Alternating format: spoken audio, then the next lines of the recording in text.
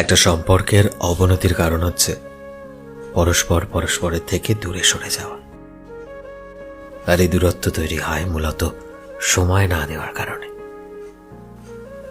সম্পর্কে পরস্পরকে পর্যাপ্ত সময় দিলে উভয়ের কেউ কখনো নিজেকে একা মনে করে না। আপনি যখন সম্পর্কে থাকা মানুষটাকে একটু সময় দেবেন, একটু কথা বলবেন, তবেই দেখবেন তার বিষণ্ণতা, তার মন খারাপ, তার একাকিত্ব নিমেষেই উধাও হয়ে যাবে।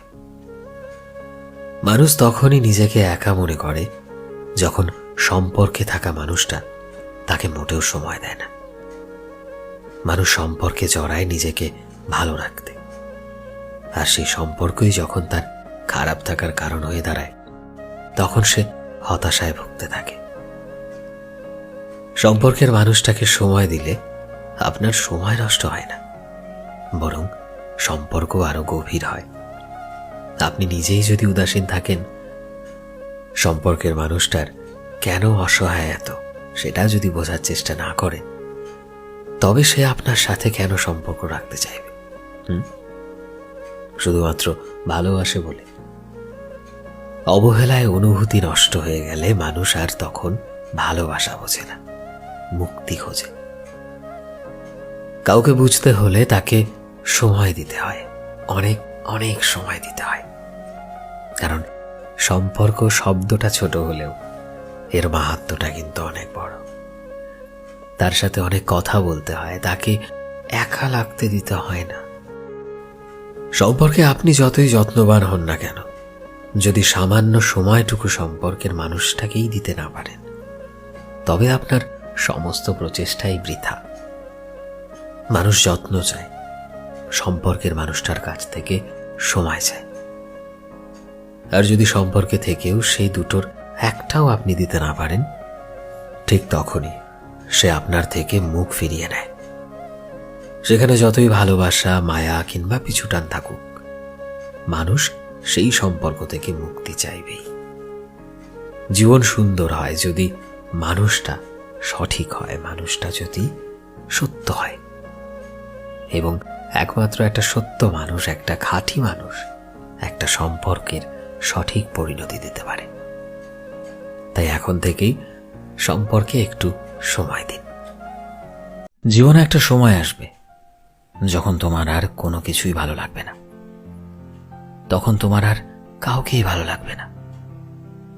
এই তো কিছুদিন আগে অবধি যে মানুষটার জন্য তুমি পাগল ছিলে, যে মানুষটাকে নিয়ে তুমি পুরো জীবন কাটানোর স্বপ্ন দেখতে, যার কথা মনে আসলেই তোমার হার্টবিট বেড়ে যেত, সে মানুষটাকেও তোমার আর ভাল লাগবে না। যে মানুষগুলো তোমায় পাত্তা দিত না, সে মানুষগুলো যখন তোমার সাথে নিজের থেকে কথা বলতে চাইবে, তখনও তোমার আর ভাল লাগবে না। মোট কথা, তোমার আর কোনো কিছুই ভাল লাগবে না, কারোর সাথে কথা বলতে ভাল লাগবে না।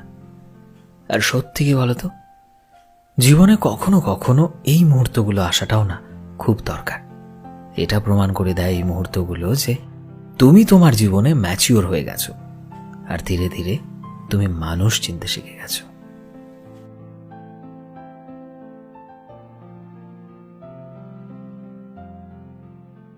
আমাকে একটু ভালোবাসা যাবে? খুব বেশি চাই না আমি, শুধু আমাকে এতটা ভালোবাসো যাতে আমি হারিয়ে গেল তুমি আমায় হাজার মানুষের ভিড়ের মাঝেও খুঁজে বের করতে পারো।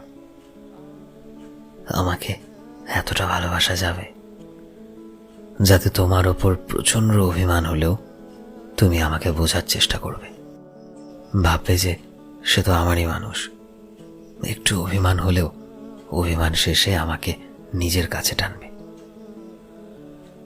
আমাকে কি একটু ভালোবাসা যাবে?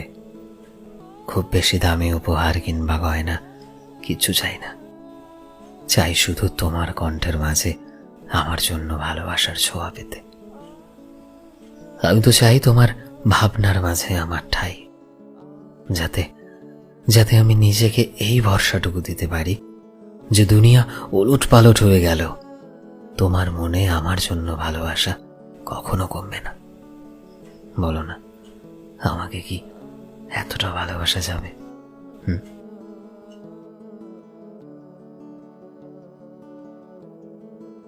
আচ্ছা, আমরা যাদের ছাড়া ভালো থাকতে পারি না তারা কি আমাদের ছাড়া ভালো থাকে? আমরা প্রতি মুহূর্তে যাদের শূন্যতায় ভুগতে থাকি, দিনের পর দিন, সপ্তাহের পর সপ্তাহ, মাসের পর মাস, এমনকি বছরের পর বছর, তারাও কি একইভাবে আমাদের শূন্যতাকে অনুভব করে? যাদেরকে এক পলক দেখার জন্য আমরা ছটফট করি, তাদের কি একটু ইচ্ছে হয় না? একটু ইচ্ছে হয় না আমাদের দেখতে? আমরা যাদের না পাওয়ার যন্ত্রণায় ছটফট করি, তারা কি আমাদের জন্য এতটুকুও ছটফট করে না? কখনো কি আড়ালে চোখের জল তারাও ফেলে না, যেমনটা আমরা ফেলি যখনই নিভৃতে থাকি, কিংবা হাজারো ভিড়ের মধ্যে থাকলেও সেই একটা স্মৃতি চোখের কোণে জল এনে দেয়? তাদেরও কি এমনটা হয়? বাইরেটা কঠিন আর পরিপাটি রেখে ভেতরে ভেতরে কি তারাও ভেঙে পড়েছে, যেমনটা আমরা? যেমনটা লোক সমাজে দেখাই না, কিন্তু ভেতর থেকে প্রচন্ড ভগ্ন আমরা। কখনো কখনো হয়তো প্রকাশ করার প্রয়োজন হয় না। যারা আমাদের ভালোবাসে তাদের কাছে কোনো কিছু প্রকাশ না করলেও তারা বুঝে যায় ঠিকই। আর এটাই তো ভালোবাসা। আচ্ছা, তুমিও কি কাউকে এতটা ভালোবেসেছ যেখানে সেই মানুষটা ব্যথা পেলে তোমার কষ্ট হতো?